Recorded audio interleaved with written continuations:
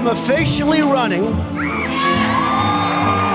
for President of the United States, and we are going to make our country great again. When Mexico sends its people, they're not sending their best.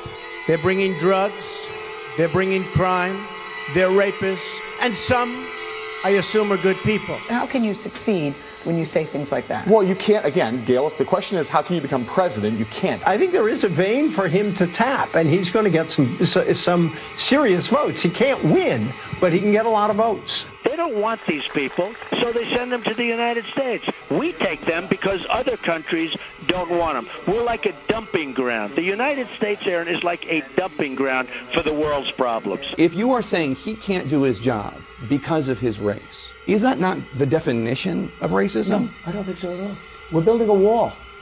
He's a Mexican. He's not from Mexico. In my opinion, he's from Indiana. He's Mexican heritage, and he's very proud of it. Within hours of two jetliners plowing into the World Trade Center, a number of people who were allegedly seen celebrating the attacks and holding tailgate, you know what that means? We want our country to be great again. That's what the whole thing is, right? Have you even read the United States Constitution? If you look at his wife, she was standing there. She had nothing to say. Maybe she wasn't allowed to have anything to say. You tell me, but plenty of people have written that. Donald Trump's counterpunching and these kinds of things are what make him quite attractive to a lot of his supporters. And so he has whipped up something different in American politics. I called the fake news the enemy of the people, and they are. Our country's biggest enemy is the fake news so easily promulgated by fools. When you look at history, the first thing that dictators do is shut down the press. And I'm not saying that President Trump is trying to be a dictator. He's a war hero because he was captured. I like people that weren't captured, okay? I hate to tell you. Do you agree with that? He's a war hero because he was captured. He appeared to mock a reporter with a disability. You got to see this guy. Oh, I don't know what I said. I don't remember. You know, you could see there was blood coming out of her eyes, blood coming out of her wherever. You know, I'm automatically attracted to beautiful. I just start kissing them. It's like a magnet. I don't even wait. And when you're a star, they let you do it. You can do anything. Whatever you want. Grab them by the pussy. You can do anything. Hello, how are you?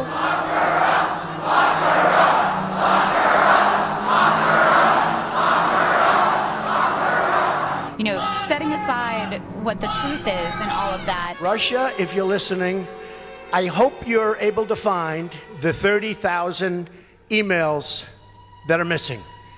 I think you will probably be rewarded mightily by our press.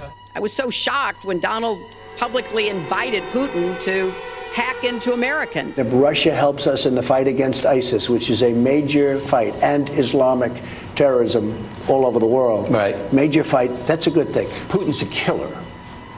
A lot of killers. We got a lot of killers. Why, you think our country's so innocent? There was no mention of human rights. There was no mention of extralegal killings. There was only a rather lengthy discussion about the Philippine war on drugs, with President Duterte doing most of the explaining. He ran on a campaign promising mass extrajudicial violence against criminal suspects, that he would fill Manila Bay with the bodies of thousands of criminals that he would execute. And you were fantastic, also very much from the Philippines. He's now president for life.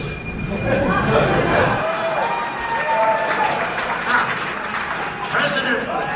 No, he's great. Hey, look, he was able to do that. I think it's great. Maybe we'll have to give that a shot someday.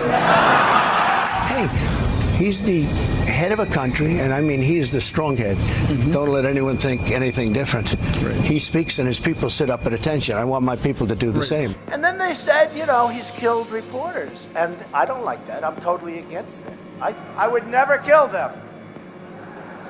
I would never do that. Let's see. Go ahead. Go ahead. No, not you.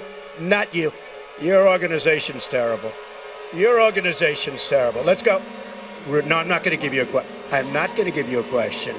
You are fake news. Go ahead. I'm going to open up our libel laws so when they write purposely negative and horrible and false articles, we can sue them and win lots of money. The sharing of biased and false news has become all too common on social media. More alarming, some media outlets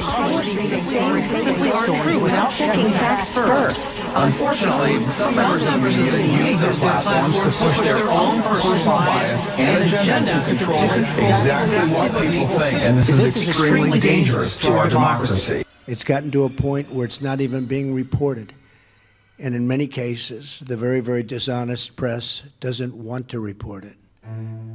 They have their reasons, and you understand that. You do not replace us! You do not replace us! They just literally came down the street at 80 miles per hour to fucking hit us just now. There are people, bodies laying on the ground right now. I've condemned neo-Nazis. I've condemned many different groups, but not all of those people were neo-Nazis, believe me. Get the fuck out of here! Our country, motherfucker! Our country! I'm proud fucking American! Made in USA, bitch! Made in fucking USA! Don't fucking cook my burrito, bitch! Don't fucking make my tortilla, motherfucker! And build that fucking wall for me! He may disavow them all he likes, but Donald Trump's allure to racist is rearing its ugly head in these final days of this contentious campaign. Last night, a mob scene in New Orleans after the former KKK leader and current U.S. Senate candidate squeaked into a debate on a black college campus. David Duke is one of Donald Trump's biggest and least welcome fans in Louisiana.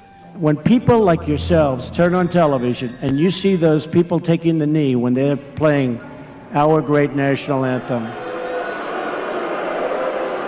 wouldn't you love to see one of these NFL owners, when somebody disrespects our flag, to say, get that son of off the field right now, out, he's fired.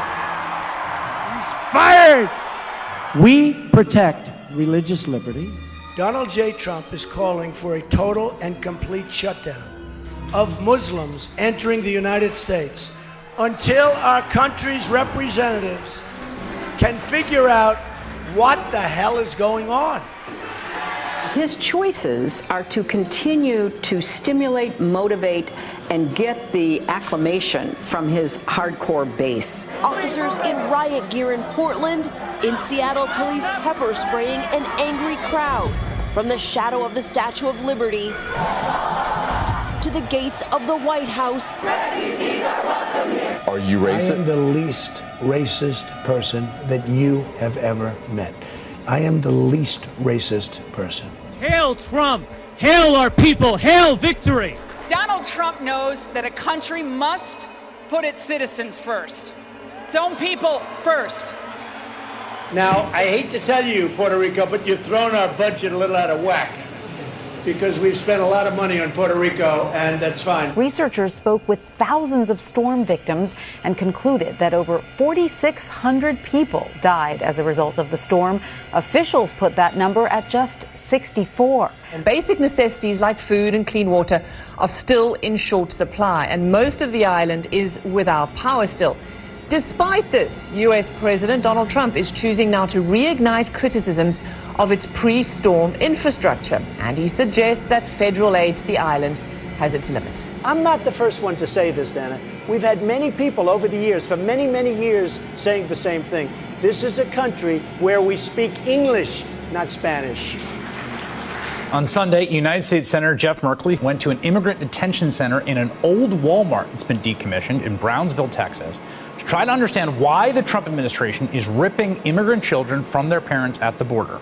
Here you have families who are presenting themselves at the border, and they are saying, we are here, we've gone through these horrific circumstances, we are seeking asylum. Not as illegals, but as people legitimately under international law seeking asylum. While the children have been kept with the parents, there's no reason not to keep them with the parents. Do you agree with children being taken away from No, I hate it. I hate the children being taken away. The Democrats have to change their law. That's their law. That's your law. Why don't you keep lying about it, sir? I would cite you to the Apostle Paul and his clear and wise command in Romans 13 to obey the laws of the government because God has ordained the government for his purposes. I'm not aware of the Attorney General's comments or what he would be referencing. I can say that it is very biblical to enforce the law. That is actually repeated a number of times throughout the Bible. If you are smuggling a child, then we will prosecute you.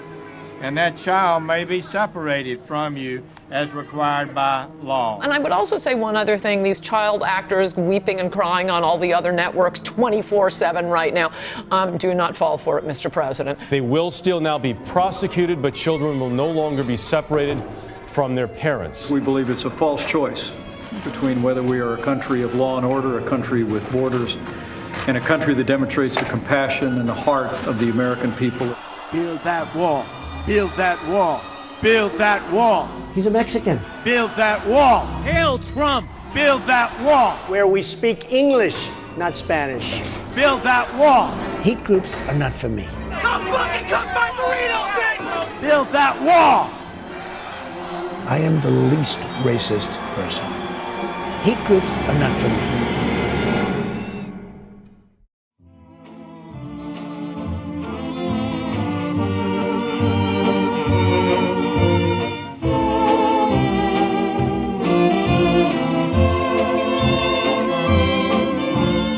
His campaign is denouncing a show of support from the KKK's official newspaper, as in the Ku Klux Klan. The issue seen here borrows Trump's slogan, "Make America Great Again."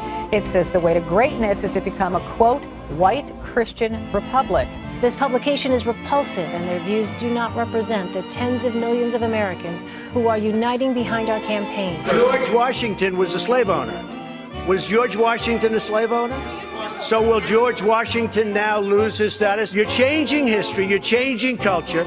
If you look, they were people protesting very quietly the taking down of the statue of Robert E. Lee. This week it's Robert E. Lee. I noticed that Stonewall Jackson's coming down. I wonder, is it George Washington next week? And is it Thomas Jefferson the week after?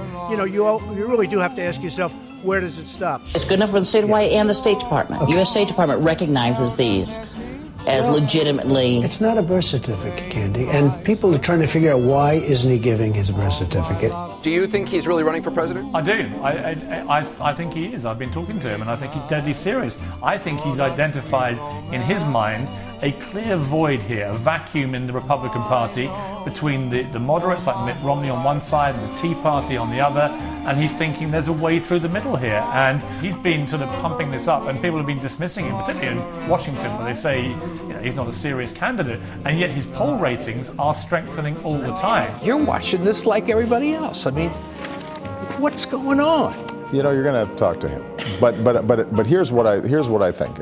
First of all, I think everybody has to acknowledge, don't underestimate the guy, because he's going to be 45th president of the United States.